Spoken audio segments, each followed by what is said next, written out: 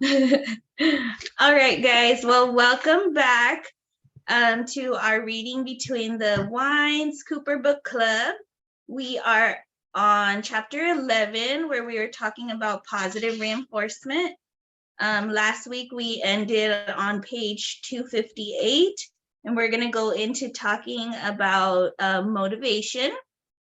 Ooh, but as a motivational speaker, we have a guest BCBA that just passed her exam. Her name is Michelle.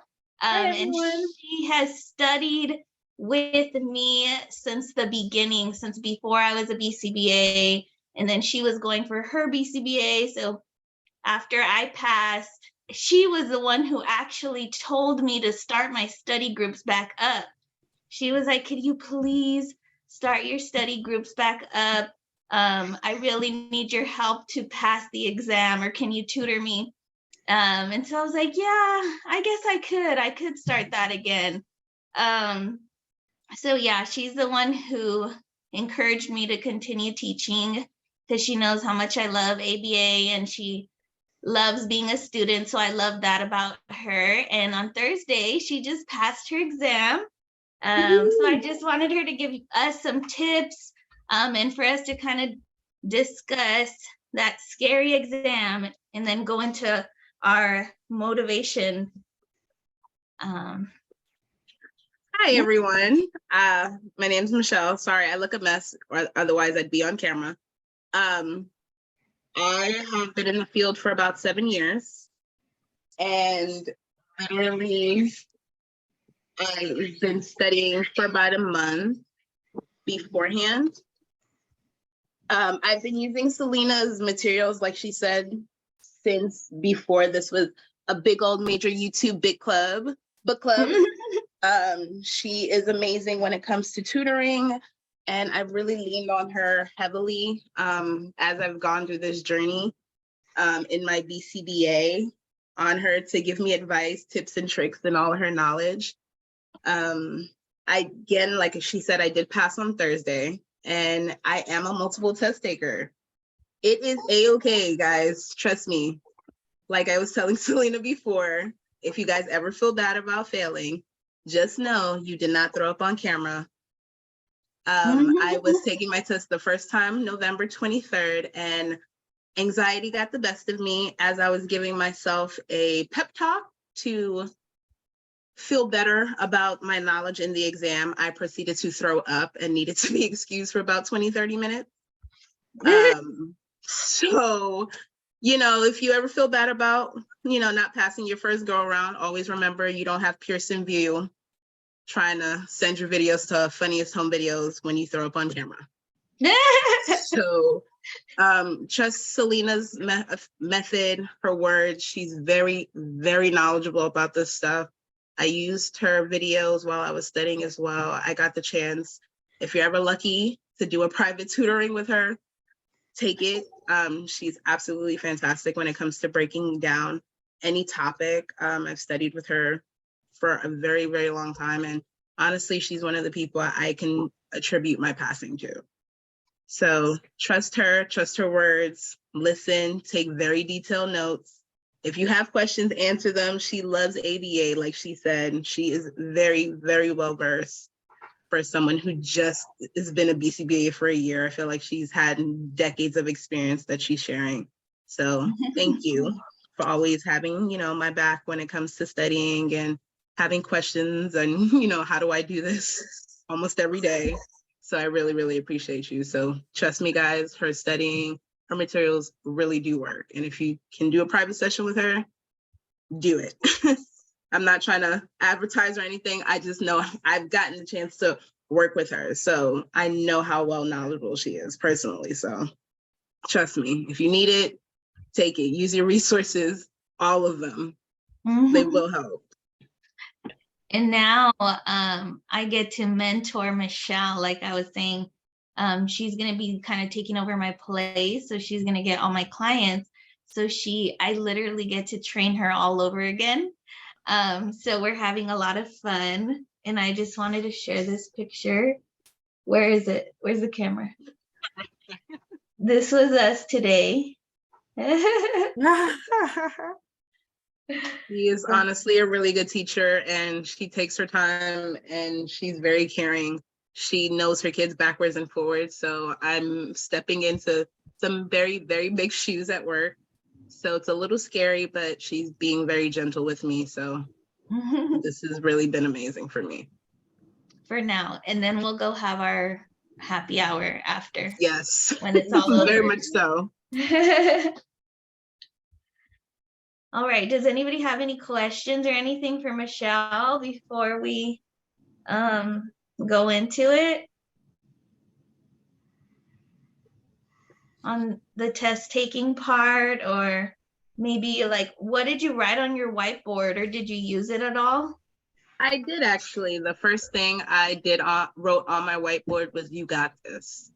I just needed a visual to remind me that I was going to pass, and you know, it kind of helped me center myself and take a deep breath. I wrote every acronym I could remember. And like, I kind of broke down my spaces to top part and the bottom part. The top part was acronyms that I thought would be useful, little messages and notes to myself. The bottom portion, I used it to break down any questions that I had.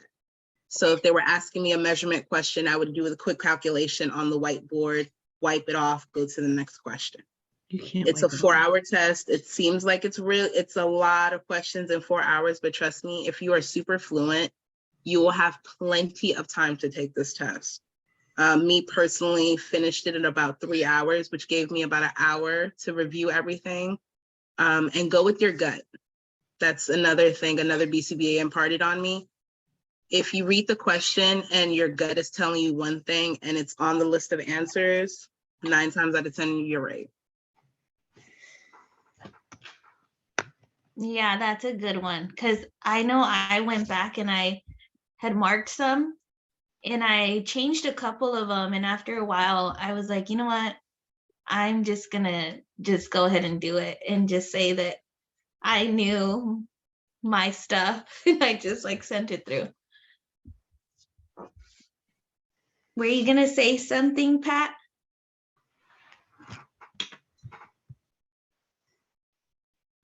No? No, sorry. I don't know why I was supposed to be on mute. Sorry. Oh no, you're okay.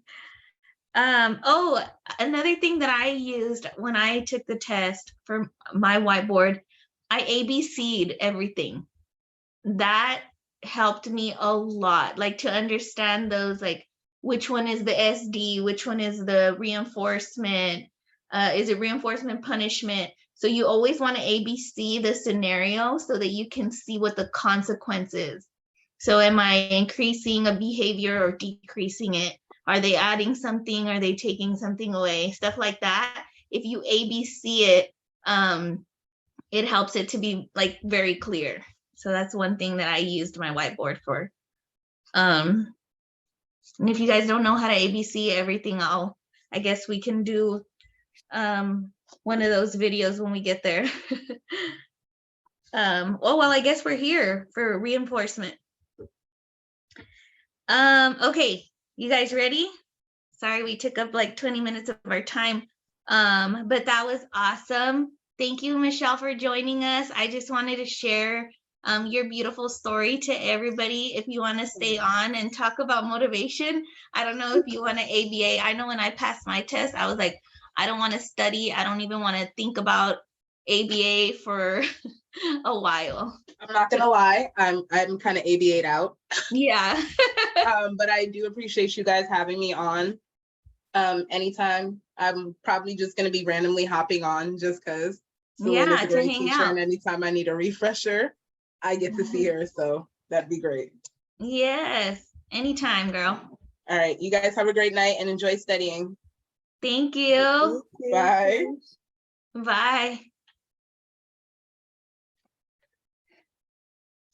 Okay, well, I thought that would be fun for you guys to hear her story, how she's one of us, and there's a light at the end of the tunnel. One day you will have those letters and you will be so relieved. Yeah. I feel it though when she says she's ABA out. I'm like, oh God.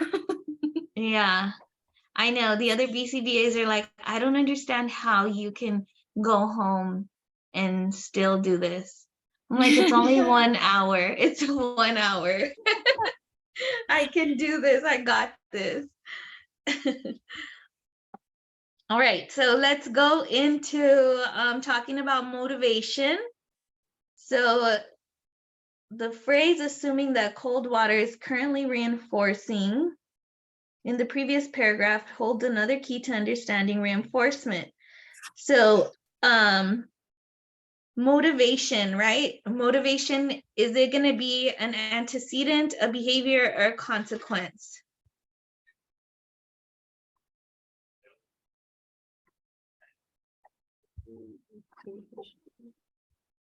Motivation will be an antecedent.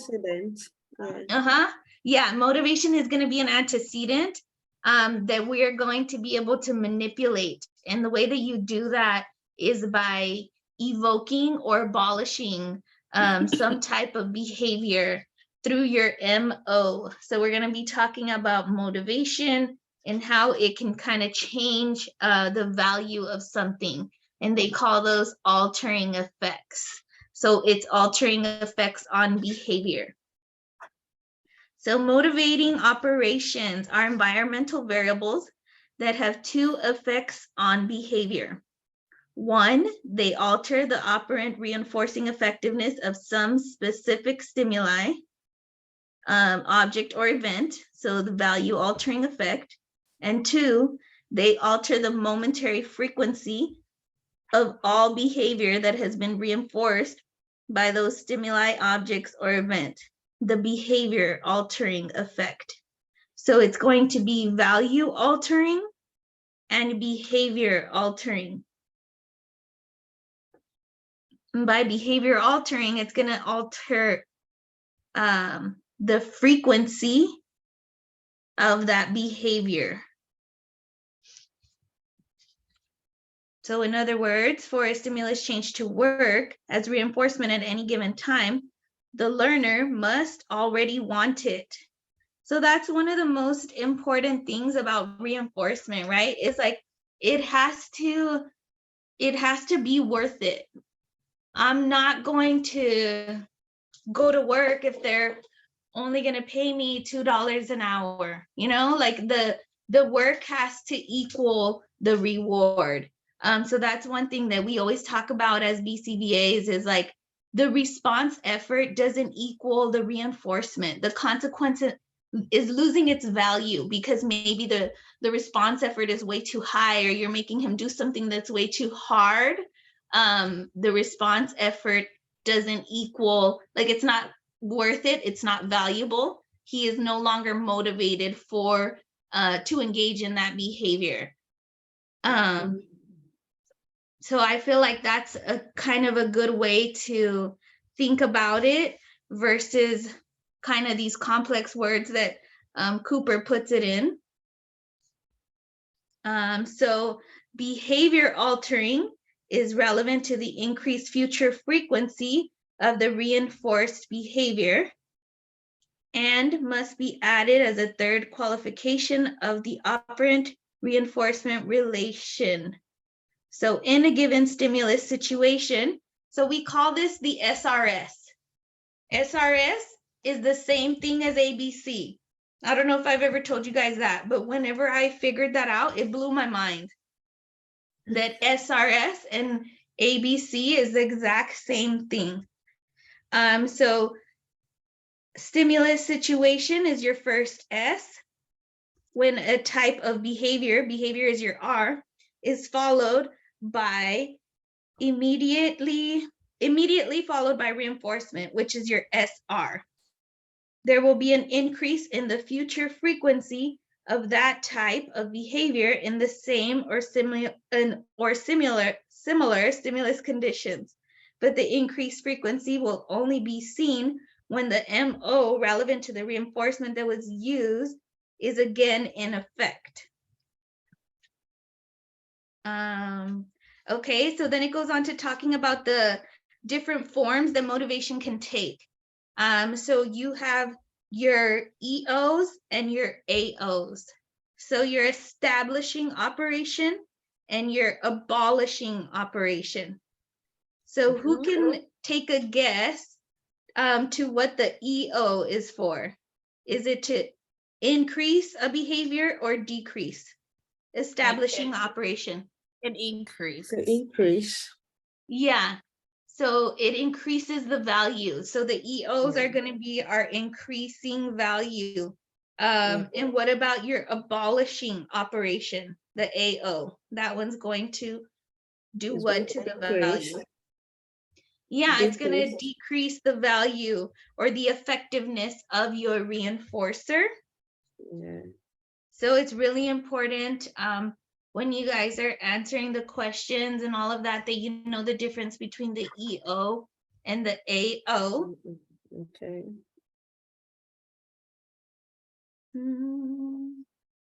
Okay, so then adding the EO or the AO is going to turn our SRS model into what we call the 4-term contingency. So now you have a 4-term contingency. Instead of just your SRS, now we are looking at the 4-term contingency. The 4-term contingency is going to tell us whether the EO evoked or abolished the behavior. So let's give some examples in kind of how I was explaining to you guys about breaking everything down into ABC. So let's make a whiteboard.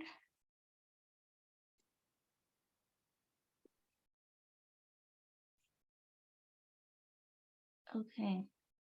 Hopefully it's not the one where you guys can edit and it moves around all crazy. Okay. So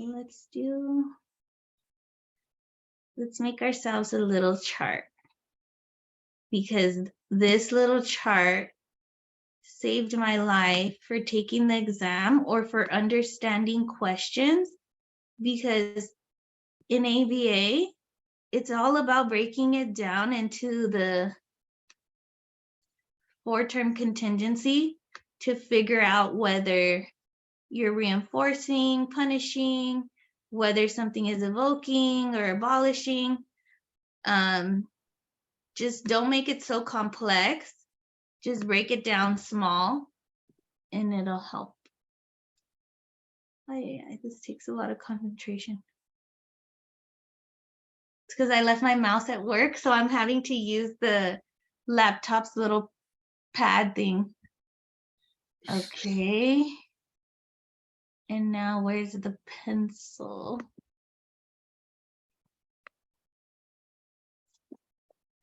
Okay, so you have your MO, and then you have your SD,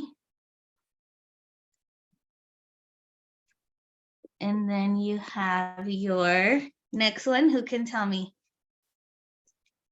R, your response. Your response. And then you have SR. Yes, Consequence. your SR. So it's either going to be plus, minus, punishment. So it can be so many things. All right, so we can break down different scenarios into this, and then the same thing that what I was just telling you guys is that this is the same thing as saying A, B, and C. Let's see. So you know those questions where it's like, what is a response? A response is a single instance of a behavior, right? Look at this little diagram that I just showed you. The B and the R are the same thing, right? So in the ABC, antecedent behavior consequence, the SRS is the same thing.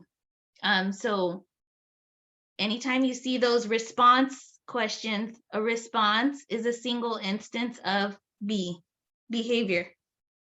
Okay. Once I was able to break that down and make that like little correlation, it helped me a lot to like clear things up.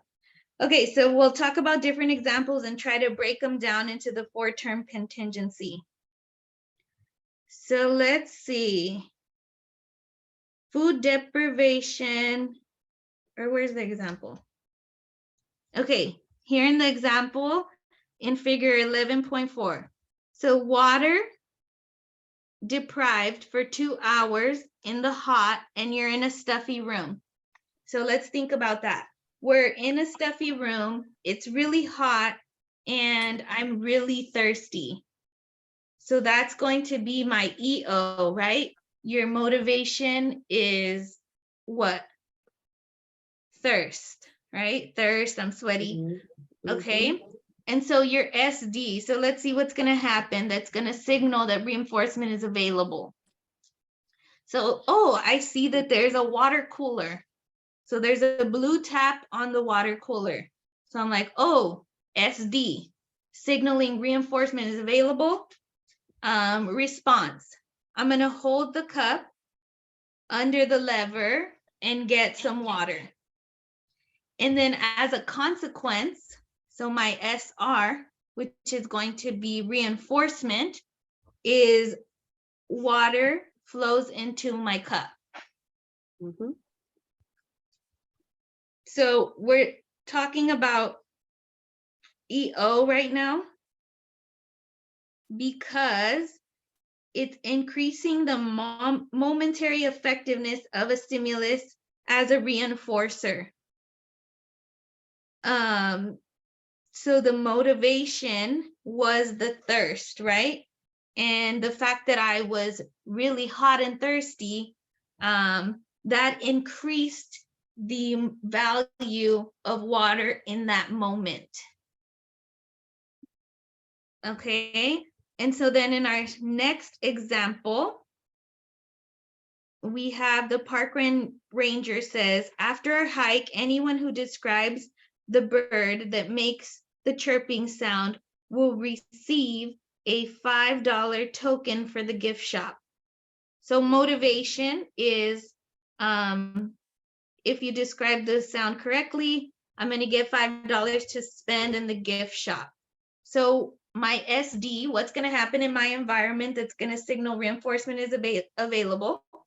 The chirping sound. So I hear chirping sound, I turn my head to the left and I see what bird it is. And then I'm able to get access to that $5 token. So it's going to increase the future occurrence of similar responses under similar conditions in the future. So Yeah. the park ranger was able to manipulate my behavior by telling me that he would give me $5 to go to the gift shop. Mhm.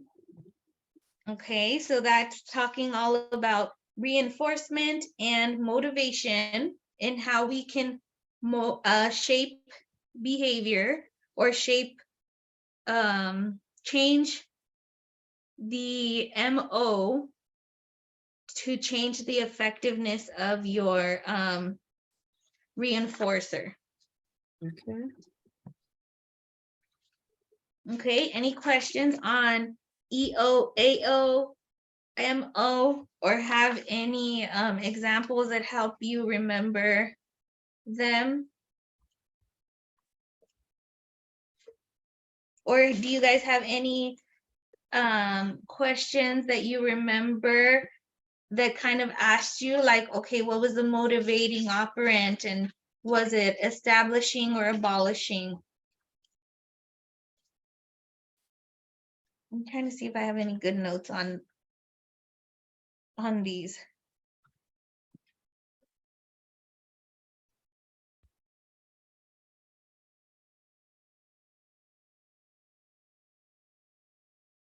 Okay, so let's just keep on going then. So then they talk about automaticity. How do you say that word? Automaticity of reinforcement. Yeah. A reinforcing connection need to be obvious in the individual reinforced. Okay. So what is that? Automaticity. The fact that a person does not have to understand or verbalize the relationship between his or her actions and a reinforcing consequence, or for that matter, even be aware that the consequence has occurred, for reinforcement to occur, it is known as automaticity of reinforcement.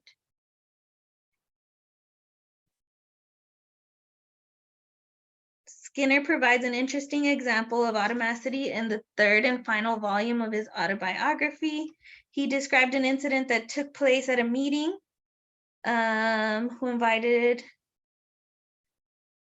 one point during the meeting, the psychologist began to argue that people were not pigeons, perhaps implying that an operant analysis based on positive reinforcement could not explain behavior, which Fromm believed is the product of thought and free will. Okay, so let's read the little story that Skinner tells us. So I decided that something had to be done. On a scrap of paper, I wrote, watch Fromm's left hand. I am going to shape, AKA reinforced by approximation, a chopping motion and passed it down the table to Halleck, a member of the group. Fromm was sitting directly across the table and speaking mainly to me. I turned my chair slightly so that I could see him out of the corner of my eye.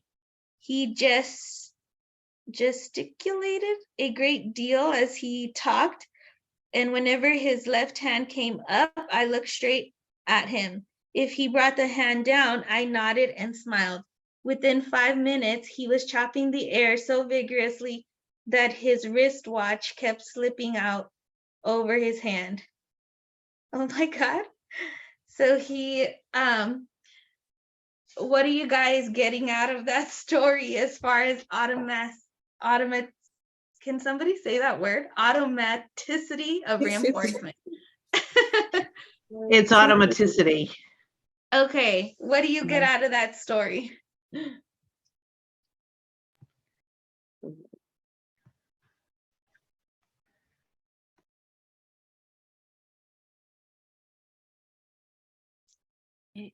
Oh, so it's basically like stimulus pairing, right? So he's increasing the response by pairing it with reinforcement. And so this man was being reinforced and was doing that without even knowing what was happening to him. So that's pretty much kind of what they're saying there. Okay, so let's go into talking about automatic reinforcement. So noted and applied behavior analyst used two meanings to define the term automatic reinforcement. So it has two meanings. In the first instance, automatic reinforcement is determined by the absence of social mediation. In this context, automatic reinforcement refers to the behavior stimulus change relation that occurs without the presentation of consequences by other people. Automatic reinforcement occurs independent of social mediation. So automatic reinforcement, it feels good to me and nobody else can compete with it. So I don't need anybody else to reinforce me in this way. So who can give me an example of automatic reinforcement? So something that feels good to you, no one else can compete with it. So the way I think about it is that like getting an itch, like there's an itch in your back, right? And then like let's say like this is how I think about it. Let's say I asked my husband like, hey, can you itch this certain spot for me? And that's obviously social mandate. And then he couldn't do it. So I'm like, okay, fine, I'll just do it myself. And then like I got that certain spot and it feels good for me because I did it. I'm automatically reinforcing my, because auto self. So I'm reinforcing that itch. But yeah, I'm so tired, but that's how I think about it. Yeah, exactly. I know, me too. I'm so tired. I'm all slow. Because I've been training Michelle all day, so I like talk all day. But yes, that's a good example. I always use that example too when I'm explaining it to RBTs. Oh, Eileen said hi, everyone. Hello. No. I use that example about like a mosquito bite, right? You're super itchy and you scratch. Feels good to me. Nobody else can compete with it. Or sometimes, like if I get mosquito bites on my ankles when I'm asleep, I don't even notice, and I'm just like rubbing my ankle on the bed. It's just automatic. It's just some type of relief that's happening within myself. Clinical examples that can be automatic reinforcement are things that happen when they're alone. So if the behavior occurs even when they're alone and nobody else is there, it's most likely an automatically reinforced or automatically maintained behavior. So that's why when we're doing FAs, we call that the alone condition, because they're left alone and they're still engaging in the behavior. So that tells us that it probably has some type of like automatic component to it. So that's another way to kind of think about it in a more like clinical way. But yeah, so we have automatic reinforcement, sounds good, looks good, tastes good, feels good to the touch or movement itself. So here it says scratching an insect bite to relieve the itch is a common example. And then let's see, in the second instance of automatic reinforcement is assumed when a behavior persists in the absence of any known reinforcer. In these default situations, automatic reinforcement is assumed to be the controlling variable. So basically what I was just saying, if they're alone and the behavior still persists, then it is most likely some type of automatically maintained behavior. So, Selena, Yes. if I'm tired and then I start dozing or sleeping, does it become automatic? Mm-hmm. Okay. Yeah, because you're like, oh yes, nobody else could have helped you get that that relief but yourself when you closed your eyes. So yeah, that's a good example.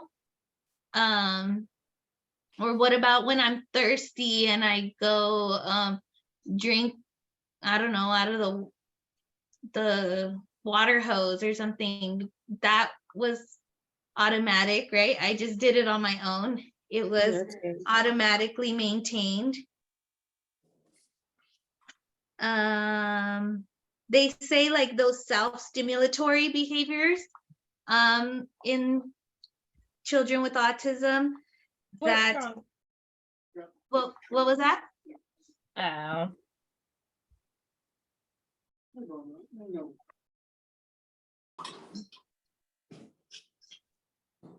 Oh, I can't mute the person.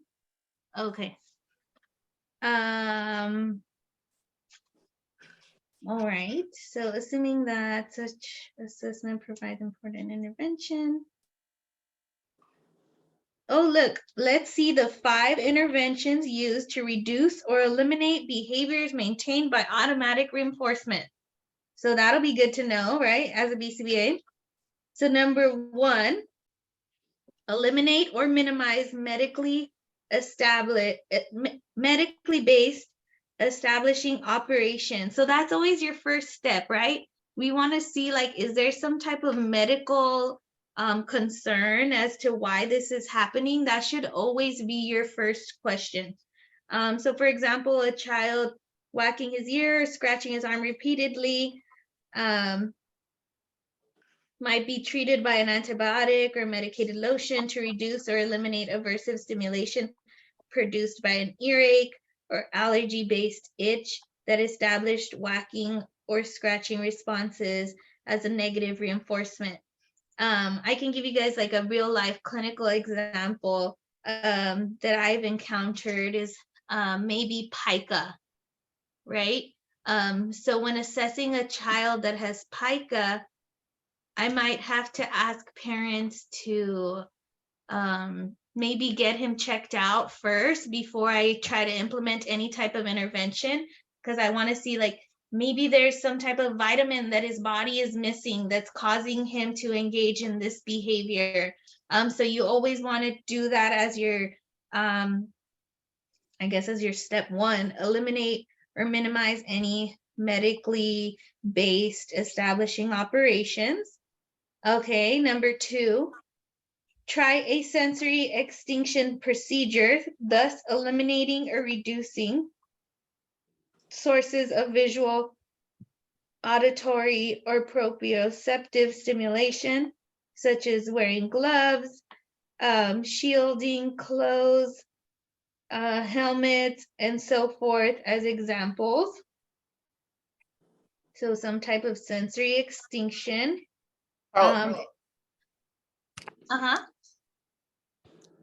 Sorry, that was me. Sorry. Okay. And then we have number 3, implement differential reinforcement of alternative behavior. So that's a DRA, providing a choice with an alternative source of reinforcement contingent on appropriate behavior. So those are always very simple, basic. Differential reinforcement is always a good one. So you're going to give them an alternative that will give them that same type of reinforcing input.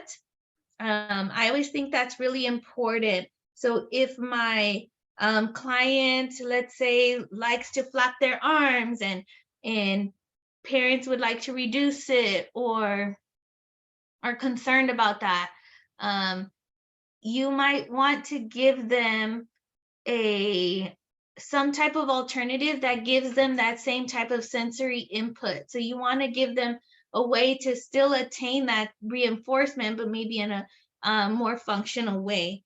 So DRA. And then you have number 4, consider punishment to override current maintaining contingencies, and thus capitalizing on the fact that punishment does not require the knowledge of the specific controlling variables, and extingent circumstances do not allow for prolonged defective work to determine the existing reinforcement contingencies. Or 5, implement a package program. It is unlikely that any given intervention derived from establishing operations, sensory extinction, differential reinforcement, or punishment would be used in isolation from other procedures. Package treatment approaches are common both in research and in clinical settings. In the case of automatic reinforcement, it is possible that a package approach would be highly suitable. So package approach, you're trying different things. So maybe you're doing all of them at the same time. It just depends on what you're targeting. But those are your 5 different interventions that you can use to eliminate behaviors maintained by automatic reinforcement. Okay, any questions on those so far?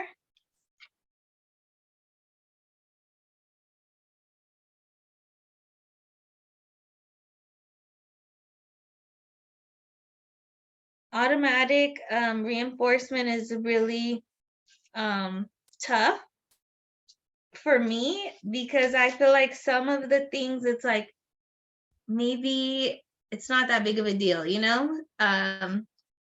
So if it's something small like flapping or tapping or something that we all have some behaviors that are maintained automatically.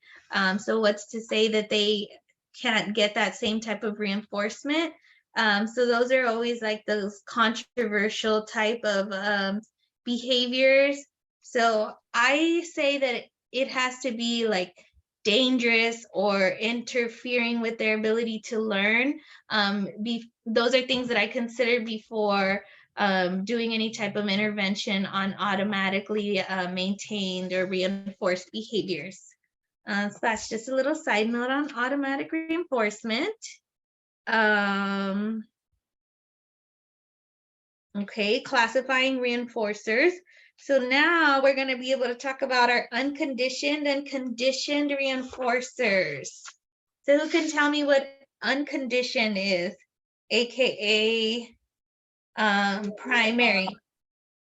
Primary reinforcers like food, water, oxygen, warmth, and sexual stimulation. Yeah, perfect. So all of those things that are innately desirable, those are going to be your unconditioned or primary reinforcers. And then you have your conditioned reinforcers. Those are also sometimes called secondary or learned reinforcers. So this one was a previously neutral stimulus that has acquired the capability to function as a reinforcer through my favorite stimulus pairing with one or more unconditioned reinforcers or conditioned reinforcers. Through repeated pairings, the previously neutral stimulus acquired the reinforcement capability of the reinforcer. So we paired it with some type of, what is it called? Primary. We paired it with a primary reinforcer, and then it gained those reinforcing kind of properties. So examples of those can be like tokens, social praise, stickers, yeah, cookies. I don't know, what else can you guys think of? Dean said money. Money, okay, yeah. Thumbs up. Yeah, a thumbs up, a high five, a hug. Any of those things, those can be your conditioned reinforcers. And then you have generalized conditioned reinforcers.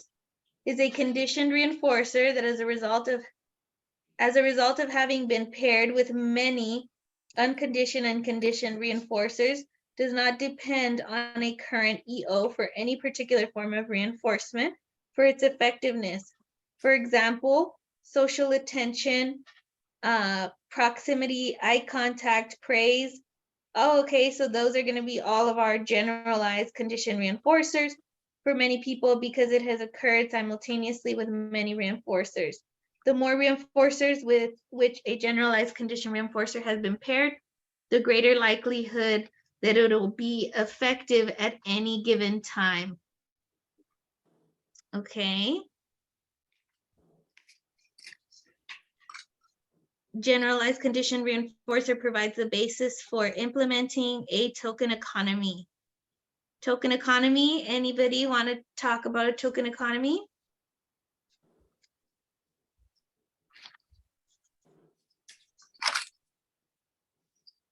A reinforcement-based system capable of improving multiple behaviors of multiple participants.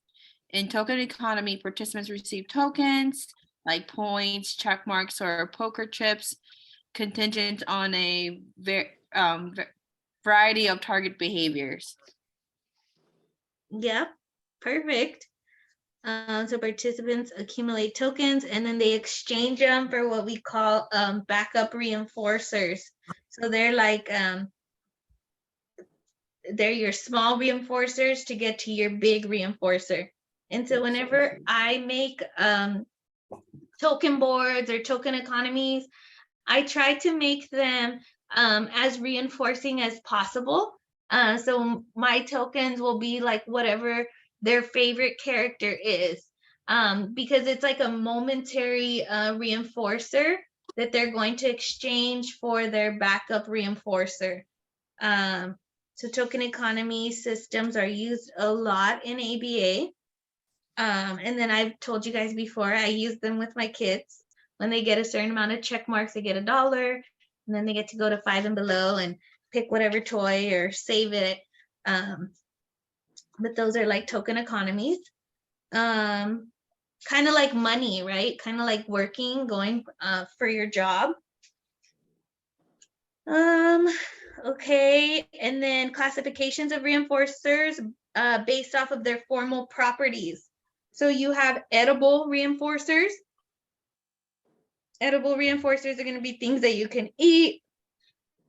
Edible reinforcers are not always the most ideal, but they're often the most valuable. So you might use those in the beginning, and then your goal will be to fade those out, where the client or whatever the case may be is not dependent on an edible reinforcer. A lot of times as a BCBA or NABA, you'll get parents who they're like, oh, I'm just tired of her always needing something to do something. Like I just have to always be reinforcing her in order for her to get things. So that's not natural. Like in the natural world, you're not constantly getting a piece of chocolate every time you do a good job. So which would be nice, or at least somebody along the way like, good job waking up, Samantha. Good job getting dressed. Good job going to work. Good job doing your job. I don't know, whatever. But no, nobody does that. So Thank goodness. you want to eventually fade all that out so that they could function on their own without needing to be praised, I guess, through edibles. Okay, so then you have sensory reinforcers. So various forms of sensory stimulation, such as vibration, tactile stimulation, flashing lights, all of that. Those can also be effective reinforcers. I do have some clients that are really reinforced by, let's say, turning the lights on and off. So I'm like, okay, this is getting a little out of hand. We're just turning the lights on and off. So let's figure out some type of replacement behavior that will give us that same type of sensory input, but in a more functional way. And so I bought them like a little sensory light that has like the little stars and songs or whatever. So they'll have little moments in the day, or they can request to have the sensory time, and they like might turn off the lights and like do some yoga or just lay down with the little sensory light. So they're still getting that same whatever was so reinforcing about turning the lights on and off, hopefully is my new replacement for that sensory maintained behavior. So those will be like sensory reinforcers. Tangible reinforcers. Tangible reinforcers are things that you can like hold in your hand. So something that is tangible, some type of item. So trinket, school materials, trading cards, small toys, all can serve as tangible reinforcers. Activities. So you can have activity reinforcers. So this will be the opportunity to engage in some type of activity.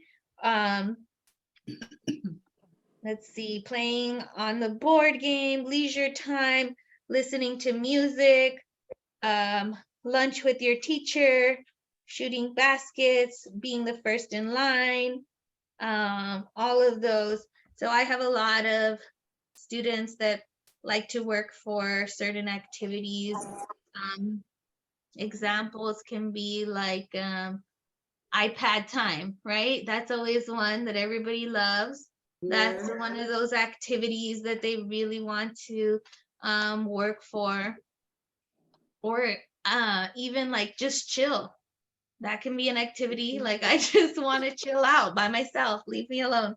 Don't they like to clean up leader? Do you just like to tell people what to pick up? Oh, that's cool. Like just be the boss. Leader today, and then they work for it. I'm like, okay, this is what they had the most. This most tokens are gonna be cleaning up leader today, and I was like, hey, that benefits me too. Yeah, that's so cool. So they get to tell everybody to clean up. Yeah, but it also helped out too. Yeah, Help out too, but yeah, that's good. Okay, and then we'll end on PreMAC Principle, and then we can kind of stop the recording.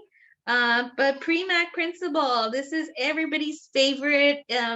It's a very popular, they have a lot of AKAs for it. So you have PreMAC Principle, you have, who knows another one? Grandma's Grandma's Law. They also call it First Then. So that's basically what your PreMAC Principle is, First Then. So first, eat your broccoli, then you can have cookies. Or first, finish all your food, then you can have dessert. So that's why they call it Grandma's Law, because your grandma would do that to you all the time, most likely. So or if then, so like if you do this, then you get that. If then. oh too. yeah, perfect. If then, informally known as Grandma's Law. Okay, so now they're formal and they're calling it PreMAC. Okay, yeah. So we'll end there, and then next week we can start on response deprivation hypothesis, and then hopefully, dang, chapter 11 is long. Okay, so we'll end there, and next week go on to response deprivation hypothesis.